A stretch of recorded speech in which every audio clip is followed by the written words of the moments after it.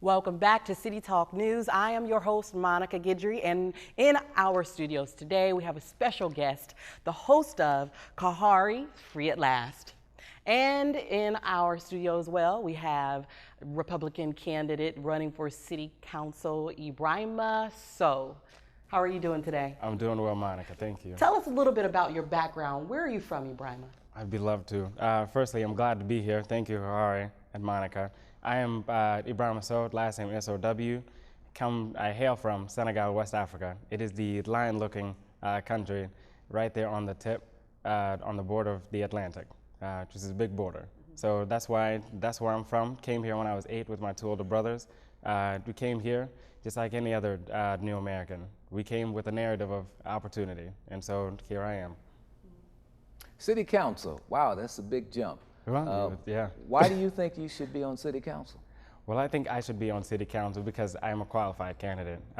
For one thing, I represent a whole bunch of neighborhoods as well as populations that don't have adequate representation, I feel, as far as new Americans, as far as millennials, business owners, entrepreneurs. I represent all those, including neglected neighborhoods, because I'm from the Far East Side, and a lot of problems that they have there could be echoed in different parts of the city. And so I am here to make the city work for the people that pay for it. Sounds like you're for district elections then.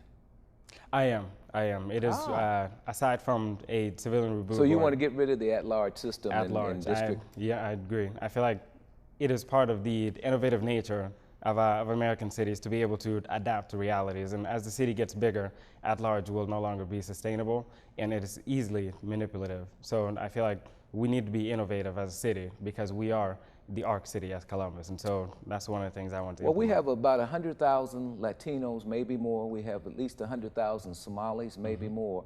So you're correct. We have a lot of new folk who are going to be registered voters and who need representation. How are you dealing with this in the city? How do you think they should be represented? Many are, some are legal, some are illegal, but how do you feel about that? So being the first, come this past May, I was the first new American to ever make it to the November ballot. And so new Americans are already making history. What's the difference between a new American and an old American? Well, I mean, you calling me an old American? No, as young as you are. I like that. I like that. What we classify as a new American is someone that has been here and is in the process of integrating. And we have a majority of the immigrants that are here in Columbus are in the process of integrating, as far as being homeowners, as far as opening businesses up. And there's also old Americans, and we just call them regular Americans like anyone else. Once you've integrated and you are part of the society, you are no different than anyone else. But we want to make sure that those that are here, that are building up that part of that integration process and wanting to be full-fledged Americans like everyone else, because they are citizens like everyone else. Very interesting. So tell us a little bit about your platform, Ibrahima. So there's a whole bunch of things that I want to do, but 2 things that I focus on mainly is resource access and neighborhood investment.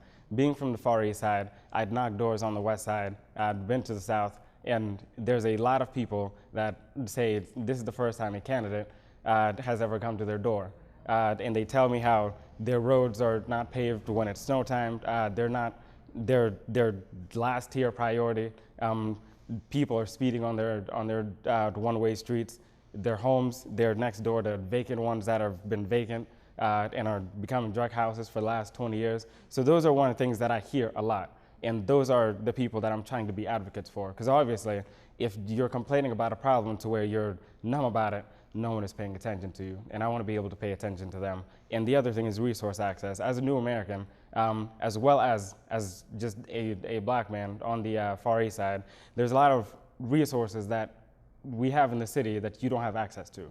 As far as did employment, as far as workforce development, as far as the capital for business, for small businesses, and quality schooling, as far as attainable housing, all quality, all affordable, and things that are in the city that people don't have access to. And I want to be able to make sure that City Hall goes to people and ensures that the city works for those that pay for it. Because at the end of the day, you're a public official, but you're also an employee.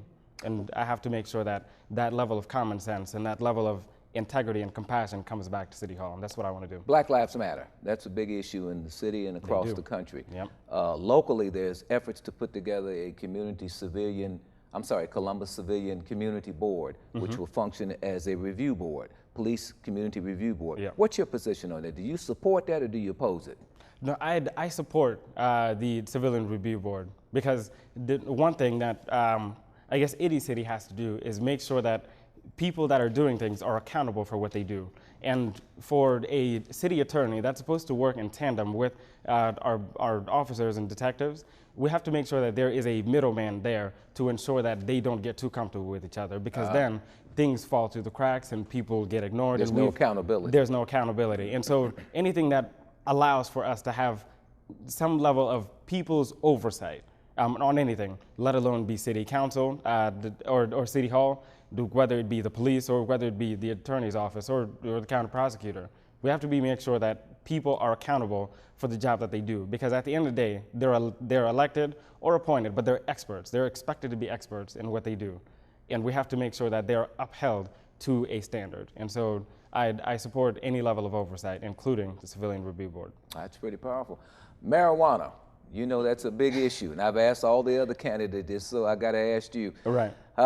The African American community, many say yes, many say no, but there's a deep concern about the impact of Issue 3, which allows medical marijuana and allows recreational marijuana. Yeah. Where do you stand on Issue 3? You know, if it's approved in November, we'd be the first state. I guess that's not news to anyone, to allow it to pass like in that size where you can use it for anywhere. Well, Colorado's already done it. There have been some other states. Well, but when Ohio does it, it's special. Well, oh, that was a nice comeback. That was a nice comeback. But do you support both the medical and the recreational, or do you support one or the other? Where do I think stand? there's a level of common sense to where if you do want people that use it for medical purposes, we're not going to keep it from them. So I feel like that's a no-brainer. But when it comes to recreational use, there's a level of choice. We have the alcohol that kills a lot more people. No one is looking to prohibit that. We have cigarettes that are giving people cancers, and we're not prohibiting that. Because marijuana, I feel it should be a choice. We should be able to not judge people on whether they have a bag of pot walking down the street, but whether it addresses So you're concerned social about issues. the criminalization aspect of it. That's what I'm concerned about, because there's too many black and brown boys that are hauled off to prison for mandatory Incarcerated. minimum sentencing because they have a bag of pot. And that's something that we should stop, because we're tearing some down doctors families' say neighborhoods. that marijuana lowers the IQ by 8 points. They also say it affects children. And they also say that this proposal, which will put a half a pound of pot in somebody's home, is going to have children smoking this stuff. Aren't you concerned about that? That is true, but at the end of the day, discipline starts at the home. And if parents are worried that a law will allow for their families, for their children to be taken up by what their peers do, then those homes need to kind of realize that they are doing something wrong. If parents are afraid that if marijuana is legalized in the state of Ohio, that their children will start smoking, they need to do better as parents. Now, I apologize for anyone I've offended, but that is just the reality of it. If you're afraid that your child is going to be taken up by peer pressure, you need to work better. So it's all right to have cigarettes in our community. It's all right to have wine. Now it's all right to have pot. Is that what you're saying? I feel like is that what you're saying? No, what I'm saying is, if we're going to allow for alcohol to be in everyone's hands, to be accessible, and yet it kills more people, then we should hold a level of standard to everyone. We shouldn't be hypocritical just because we decide that something is wrong. But you're losing 8 IQ points. That is true. That is true. Brain cells are being That is killed. true. That is why. That doesn't bother you? No, it bothers me, of course. What I'm saying is, if we're going to allow for certain worse things in society, we shouldn't discriminate against certain things that are not as bad as other things that are already accessible to our kids. That is what I'm saying. I guess and it depends on the which social doctors you needs, talk to. the social needs that it will address, like not having our black and brown boys in prison for carrying a bag of pot down the street, that is something that we need to stop. And if people in positions of power are not going to reverse in those courts or those judicial systems, how we're filling our prisons up with people that look like me. If we have to go to the ballot box and vote yes in order for people to address that, then by all means, I'm voting yes in November. Yes. Whew. You good? Feel you. Okay, so why you, Ibrahima? We have lots of candidates that have held political seats. They've been in politics before. What experiences do you have that qualifies you? So there's like you said, there's a pool of candidates with everyone is offering something different. But what I bring is whole populations that are not represented, for one, including millennials, new Americans, small business owners, entrepreneurs, because I am in all of those, including people in neglected neighborhoods because I'm a resident of the Far East Side. Other thing that I bring to the table is that I have a different perspective. Being an American, I have a different perspective to how to innovate a city, how to make a city better and inclusive for everyone that calls it home, for everyone that pays for it. And that is something that other candidates can't say. Third thing that I bring is I have a real story with inaccessibility to resources. And there's a lot of people that can say, we don't have accessibility to resources that we pay for. That is something that I'm going to bring. A lot of systems work in the city, a lot of systems don't. We're going to make sure systems that don't work get work. And systems that are not working as properly, we fix them up. And systems that don't need to be in the system, we remove. That is the level of perspective and innovative thinking that I bring as a millennial, as a new American, as someone with a new perspective that I guess wants to make this city better for everyone. Because at the end of the day, I have to live here too. Right. I just have a real quick follow-up question. You mentioned millennials a lot. Millennials are primarily our viewers. What is your message to them? My message to them is, I am a 24-year-old recent college graduate running for Columbus City Council. That shows everyone that you don't have to be of a certain age or of a certain expertise to be able to do any certain kind of thing. Millennials are uniquely positioned to be revolutionaries in the city and in this country, if not the world. We're the ones that make moves happen. We're the ones that bring about positive change. And at the end of the day, we want to be able to make sure that we have a force big enough where millennials can call a world tomorrow something that we made today. And I tax that with every millennial. That, I mean, just because I'm doing it doesn't mean everyone else can. I task everyone to make change where they are. Well, thank you, Ibrahima, for joining us today in the studio. My pleasure. Thank you. And thank you for watching City Talk News. We'll be right back after this.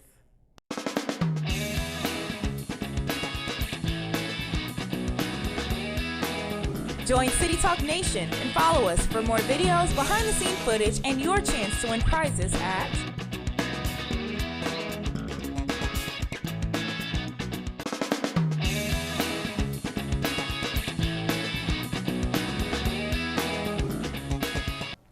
Welcome back. I am your host, Monica Guidry, and this is City Talk News. Today we have a special guest with us, host of Kahari Free at Last. And in our studio we have Republican candidate Demetrius Stanley. So, Ohio State football player, great player. Thank you. Why City Council? Why City Council? Because I wasn't doing enough for the community that I love, that I'm going to have to retire in, that my mother's going to have to retire in 5 years. And you know, it wasn't that I planned it. I don't call myself a politician. I'm a leader that I think can give a lot to my city because it's given me everything I have from top to bottom. And so when Mayor Coleman said, I'm not running for a 5th term, you know, I kind of went on Facebook because my mother tried to get me to do this for a long time and I just never was interested in politics. And so he said that, and I went on Facebook and said, I hear Mayor Coleman not running for a 5th term. I need some votes. Who's with me? Ha, ha, ha. Well, it was, 500 messages, emails, likes, and all this saying, we would support you. A guy emailed me, said, I think you should do it. Introduced me to this guy, introduced me to these 2 guys, and the next thing you know, I'm in the midst of it. So that is where it stands today. Demetrius, you're coming on City Council at such a turbulent time, I'm Right. sure, with the Right. red flex in the background and all of these things going on. Mm-hmm. How does that impact how you think in terms of what you're seeing? It's very disappointing, man. I've learned a lot about this city. I've learned a lot about how the group that sits in those 7 chairs right now, how they perform and how they act.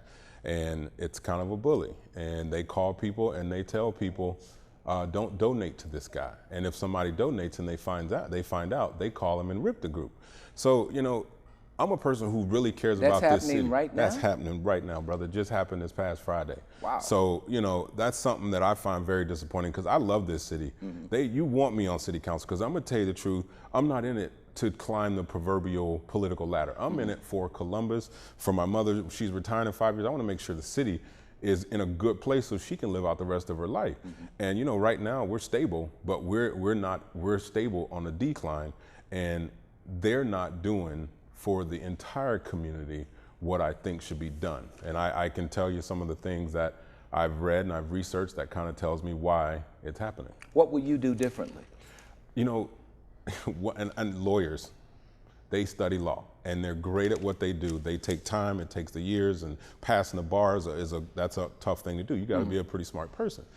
But when it comes to the group that's supposed to deal with an economics, you need people that can put boots on the ground, go out, shake hands, and meet businesses down in North Carolina or different parts of the region to try to convince them to come to Columbus. And that's where I think lawyers, people come to them. You know, they don't have to get out and search for people. They usually pass the bar and they get in some big firm where the big firm just kind of throws it their way. I just think that concept for city council is why we are in declining industries. That's our reputation around the country. We don't have any talent. We're not differentiated or unique. This is what the country thinks of Columbus. You see what I'm saying? And so when you haven't got out and showed people what we're good at, and we honestly don't know. So I'm trying to figure out what are we really good at that we can start with right now and go out and find the right people to bring their companies here. Now we got to be willing to help, you know, maybe some tax abatements to help them, because I want them in the city, not outside of 270 Marysville. You need them in the city, because one of the issues we're having is transportation. Well, if transportation is an issue, you bring the work to the people and then you build them up that way. And I just think too many times they're worried about their next campaign. They're worried about getting out and getting people to raise money and give them dollars, but they're not focusing on what I think city council should be focusing on. So Demetrius, what is your platform? My platform is jobs and education. And I know a lot of people say, you know, that's not city council's job to worry about education, but you can't talk about jobs and not talk about education. They have to go hand in hand, because right now you look at the way our country's set up, 30% of people in this country either finishes college, goes to college and finishes. Well, 70% of them don't go to college or don't graduate from college. And we've been funneling everybody through this education hole, A's, B's, and C's and testing. Well, everybody's not good at that. And so you're not keeping kids engaged by forcing them to A's, B's, and C's. I'm one of the 70%, because if it wasn't for football, I don't know if my grades would have been as good as they were. I did it because I had to, my self-esteem stayed high, and that's what kept me coming back, knowing I have to be eligible over here. So we have to figure out how to educate kids, not just academically, but how to educate them to live the rest of their life if they don't go to college. And I think that's one of the mistakes. And so when I talk about jobs, I got to talk about how we're being educated, not that we're being educated, but how. And I think those two intertwine. And if we get that 70%, because if you look at the rest of the country, you look at all over Ohio, and you look at the city, it's the same problem. We don't have the talent to fill the actual jobs we have. So why would I stay in Columbus when a high income tax and I can't find the talent? So I go to, you know, Mexico, Puerto Rico, find the talent. Taking the money out of the country. Right. Yeah. Let me throw this. As you know, Black Lives Matter is a pretty big issue. Absolutely. When you start dealing with the police shooting at unarmed African Americans, as well as black folks shooting each other, that's also a major issue. Right. There's a movement afoot right now to set up a police community civilian review board. Right. Will you support that effort? I absolutely would, but I think keeping the two separated, having a civilian group and a police group, that's going to just cause combativeness. Well, it would be one. Oh, one group. Everybody, see, the way I understood it, it would be a civilian well, and they could a sit cop. on I don't see any reason why they wouldn't be able to be a part of it. Like at the same time, Yes. watching the film, seeing what happened at the same time, and you know, having the emotion right there when they're with the group. That, I think that would be, yes, I definitely support that. But the citizens feel like they pay their salary. So Right. therefore, they have to be somehow accountable or responsible in the final analysis to the city. Right. So, but there's been efforts to develop more effective relationships. So they believe a citizen review board would make that happen. I absolutely agree with that. So you support that I effort? support that. I support, because there's a two-piece to the system. It's the civilians and it's the police department. And I care for both the police and I care for both the civilians, the citizens of this city. So we can't make it where it seems like it's a combative thing. We have to figure out down the line, what do we have to do? And I'll tell you, I visited the Hague Center over there off of Hague, the police officers training facility. And, you know, like simple things like this, what does this to you say? This Hands means, up, don't shoot. right, hands up, don't shoot. Let me tell you this is the mistake we're making as black folks in this country. We are doing that, and you know what a cop is trained? Yes, you tell me you don't have a weapon, but I'm trained that you're still a major threat. See how that's a mistake? 30 feet over this way. They're trained. Now, we have to let people know how they're trained, and until we can get that fact out there, I think it's still gonna be the same mistakes. 30 feet over there, they're trained. That person, if they have a weapon or whatever, by the time you unholster your gun, he still can get to you and harm you. So they're trained that way, but if I'm 30 feet away, this man shouldn't think I'm a harm. No, that's not the rule. So, you know, that's the type of things we have to get out there. So and let all the of those public things have to be changed. have to be And changed. that can be changed at the city level, is that right? Absolutely, absolutely. And I think, you know what, even if it comes down to putting a program, well, one big thing is we need to get DARE back. That's first and foremost, because you're not going to change a kid once they hit high school. We all know they think they know everything, but you have to get back in the early parts of school. And, you know, scientifically and statistically, you need to be in their minds at 3rd, 4th, 5th, 6th grade. We're going after them in high school.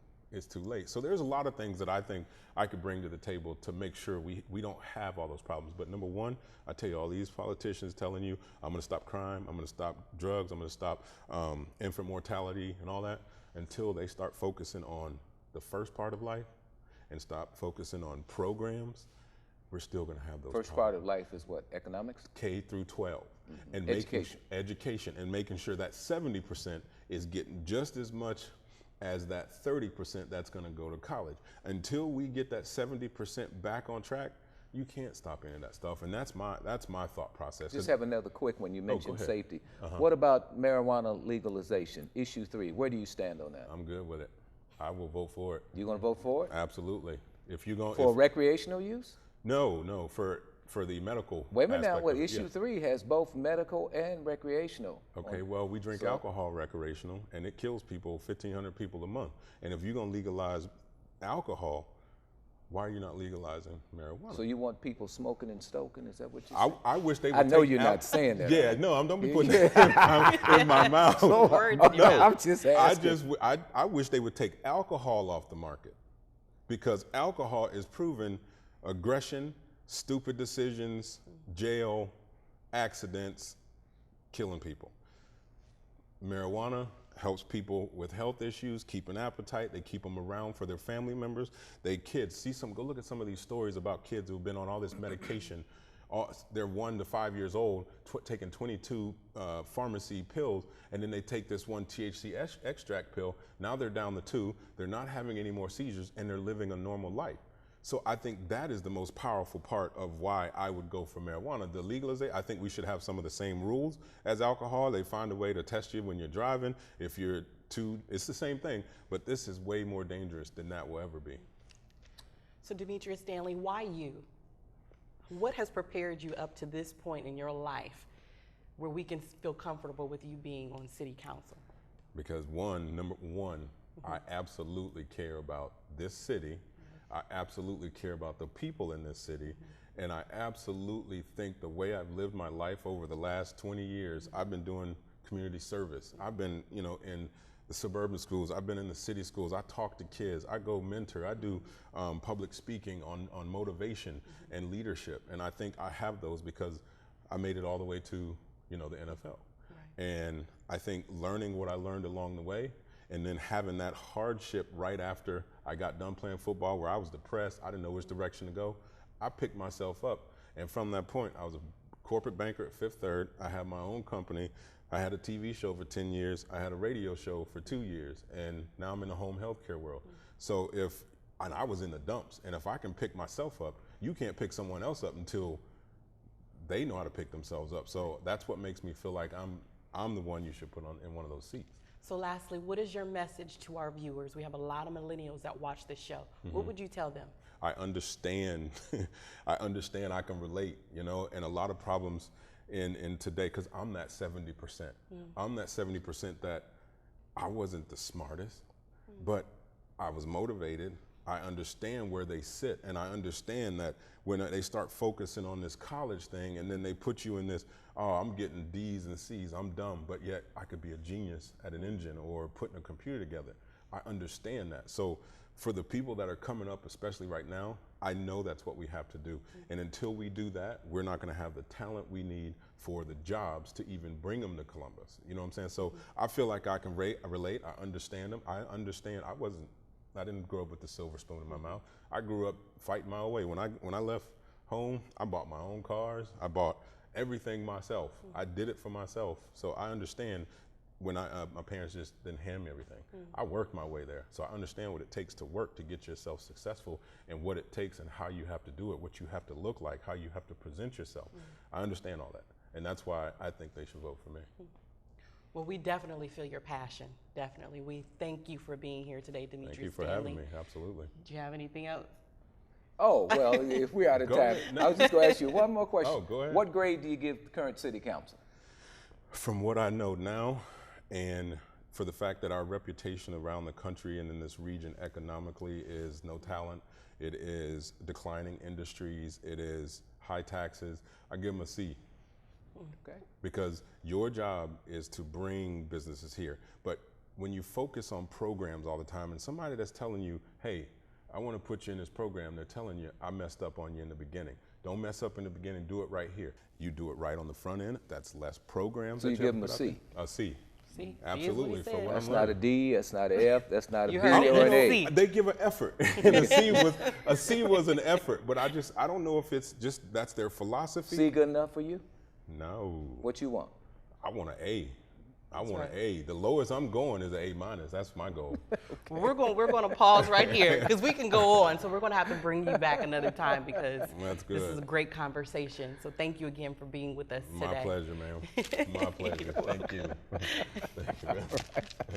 And thank you for watching City Talk News. We'll be back soon.